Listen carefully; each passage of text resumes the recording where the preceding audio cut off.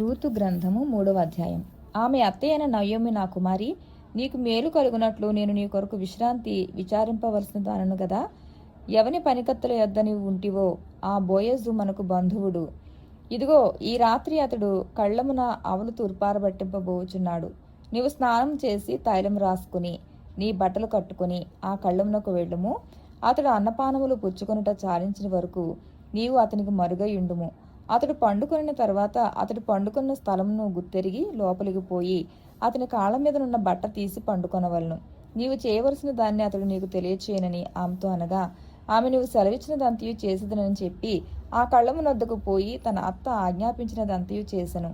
బోయాజు మనసున సంతోషించినట్లు అన్నపానములు పుచ్చుకొని లోపలికి పోయి ధాన్యపు కుప్ప యొద్ద పండుకొనినప్పుడు ఆమె మెల్లగా పోయి అతని కాళ్ళ మీదనున్న బట్ట తీసి పండుకొనెను. మధ్యరాత్రి యందు అతడు ఉలికిపడి తిరిగి చూచినప్పుడు ఒక స్త్రీ అతని కాళ్ళ యొద్ద పండుకొని ఉండెను. అతడు, నీవెవరువని అడుగగా, ఆమె, నేను రూతు అను నీ దాసురాలిని.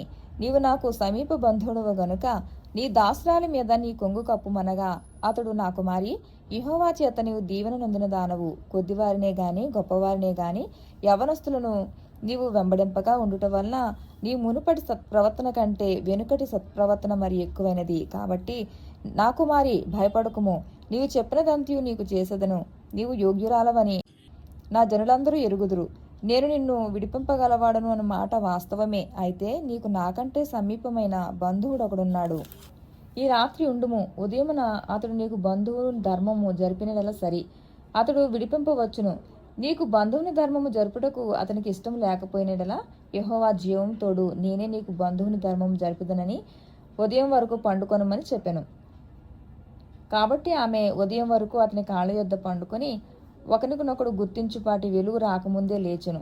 అప్పుడు అతడు, ఆ స్త్రీ కళ్ళమునకు వచ్చిన సంగతి తెలియచేయకుడి అని చెప్పెను. మరియు అతడు, నీవు వేసుకొనిన దుప్పటి తెచ్చి పట్టుకొనమని చెప్పగా ఆమె దాన్ని పట్టెను. అతడు 6 కొలల అవలను కొలిచి ఆమె భుజం మీద ఉంచగా ఆమె పురంలోనికి వెళ్ళెను. ఆమె తన అత్త ఇంటికి వచ్చినప్పుడు అత్త, నా కుమారి, నీ పని ఎట్లు జరిగిందని అడుగగా ఆమె ఆ మనుషుడు తనకు చేసినదంతయు తెలియచేసి, నీవు వట్టి చేతులతో నీ అత్త ఇంటికి పోవద్దని చెప్పి అతడు ఈ 6 కొలల అవలను నాకు ఇచ్చెను అనెను. అప్పుడు ఆమె, నా కుమారి, ఈ సంగతి నేటి దినమున నెరవేర్చితేనే కాని ఆ మనుషుడు ఊరకుండడు గనుక ఇది ఎలాగు జరుగునో నీకు తెలియ వరకు ఊరకుండుము అనెను. ఆమెన్.